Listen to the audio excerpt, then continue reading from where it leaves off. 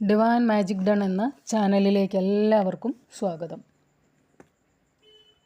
തുളസി ദേവിയുടെ ജന്മദിനമായ വൃശ്ചിക പൗർണമി ദിവസം ദേവിക്ക് പൂജകൾ അനുഷ്ഠിക്കാൻ അനുയോജ്യമായ ദിവസമാണ്. ദേവിയെ ധ്യാനിച്ച് വിളക്ക് കൊളുത്തി നീരാഞ്ജനം ചെയ്ത് ധൂപദീപ നൈവേദ്യങ്ങൾ അർപ്പിച്ച് ശ്രീം ഹ്രീം ക്ലീം ഐം വൃന്ദാവനിയൈ സ്വാഹ എന്ന തുളസീദേവി മന്ത്രം ജപിച്ച് പൂജ ചെയ്താൽ സർവ്വ ഐശ്വര്യസിദ്ധിയും പുത്രലാഭവും രോഗങ്ങളിൽ നിന്ന് വിമുക്തിയും സർവ്വപാപങ്ങളിൽ നിന്ന് നാശവും എന്നാണ് പറയപ്പെടുന്നത്. ഇത് വൃശ്ചിക മാസത്തിലെ പൗർണമി ദിവസമാണ് ചെയ്യേണ്ടത്.